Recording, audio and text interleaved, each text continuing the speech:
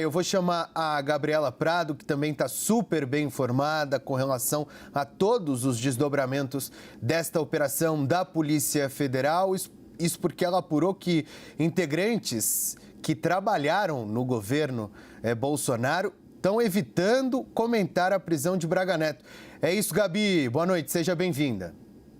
Oi, Pedro. Obrigada. Boa noite a você e a todos que nos acompanham. Pois é uma notícia forte, né? A prisão de um ex-ministro de Estado, um general de 4 estrelas, por envolvimento num plano golpista. Então, no primeiro momento, ao choque da notícia, muita gente prefere não se pronunciar. Mas eu lembro que quando teve a operação no mês passado do contragolpe, que prendeu alguns militares por aquele plano para tentar assassinar Lula, Geraldo Alckmin, Alexandre de Moraes, alguns bolsonaristas foram falar com a imprensa. Um exemplo foi o filho de Jair Bolsonaro, Eduardo Bolsonaro, deputado federal. Quando ele fala, a gente sabe que essa também, muito possivelmente, é a opinião do ex-presidente. Naquela época ele disse que era um absurdo as pessoas serem presas, por exemplo, por uma ideia, um plano, quando nada foi colocado em prática. Isso não é o que mostra a investigação da Polícia Federal, porque sim, segundo a PF, esses militares chegaram a colocar pelo menos parte desse plano em prática. Então, dito isso, o que a gente tem visto ao longo do dia,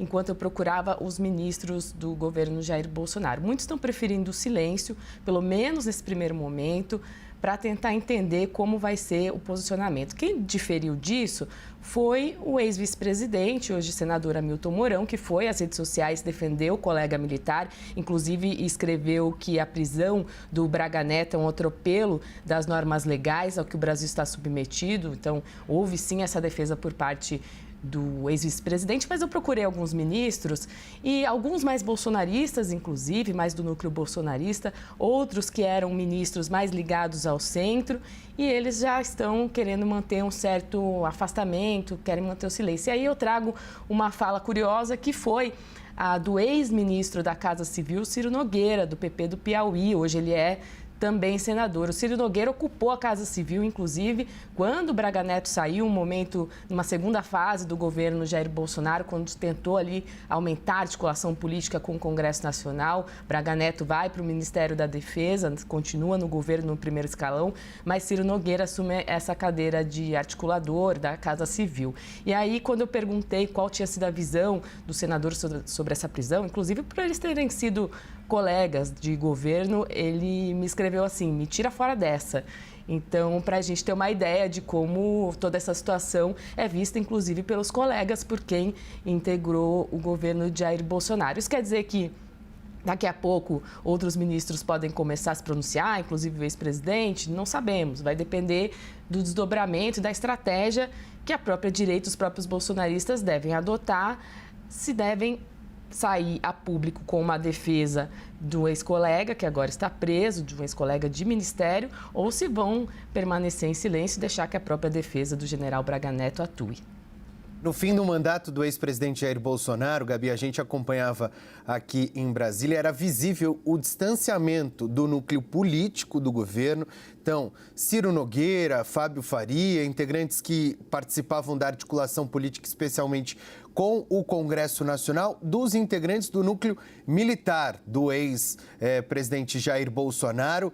Boa parte desses integrantes do núcleo militar frequentavam com muito mais força e presença o Palácio da Alvorada, mesmo naquele período em que o ex-presidente estava mais reservado e ficava reunido apenas com pessoas mais próximas ali no Palácio da Alvorada. Era o núcleo militar que ficava mais próximo. Então, desde aquele período, esses integrantes do núcleo político já indicavam um certo afastamento, especialmente desses assuntos com relação a este plano de golpe. Queria que você falasse um pouquinho, Gabriela, também sobre a sua percepção, conversando ali com fontes da Polícia Federal, sobre esse objetivo dos investigadores de buscar elementos concretos, não só elementos que estão baseados ou indicados a partir da delação premiada feita pelo Mauro Cid, que embasou inclusive a operação de hoje, mas os integrantes ali da PF estão buscando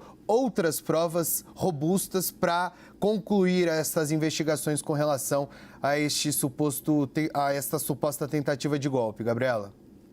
Pedro, uma medida como essa, né, uma prisão preventiva, ela não pode ser embasada apenas numa delação premiada, ela tem que ser corroborada por provas e isso a Polícia Federal tem feito tem tentado fazer durante toda essa investigação. Então, por isso a gente vê que além da delação do próprio Mauro Cid, tem documentos que foram apreendidos que embasam. Então, a Polícia Federal tem sim tentado fazer esse movimento. Agora, o que você comentou agora há pouco, e aí eu queria até complementar sobre afastamento, isso ficou muito visível também na própria investigação, quando os investigadores colocam quais foram as visitas que Jair Bolsonaro recebeu no Palácio da Alvorada. E aí tem um ponto bem específico que aparece no relatório da Polícia Federal e também na decisão de Alexandre de Moraes para embasar a prisão, que é o depoimento do ex-comandante da Aeronáutica, o Carlos Batista Júnior.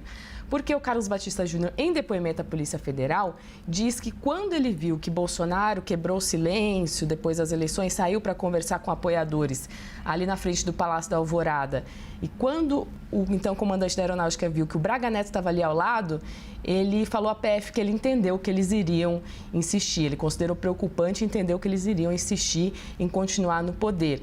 Então, essa separação do núcleo político, né, e essa insistência dos militares também fica clara na investigação quando se aponta esses depoimentos, inclusive de outros colegas militares, no caso, o comandante da Aeronáutica. Então, o que a gente está vendo a partir de agora nessa investigação, que já está se caminhando para o final, né? A gente já tem um relatório de 800 páginas, mas a Procuradoria-Geral da República pode pedir, eventualmente, o aprofundamento de algum ponto, e nesse caso a gente teve desdobramentos por causa do próprio Mauro Cid, que teve a delação colocada em xeque e aí teve que prestar um novo depoimento e traz esse elemento que a gente viu agora há pouco, que você trouxe para a gente da decisão do Moraes, que foi colocar Braga Neto também como um financiador, né, uma pessoa que entregou dinheiro para alguém da Força Especial. E a gente também tem Mauro Cid aí falando já a Polícia Federal que Braga Neto e auxiliares procuraram sim o pai dele para saber o que ele tinha falado na delação, uma delação que continua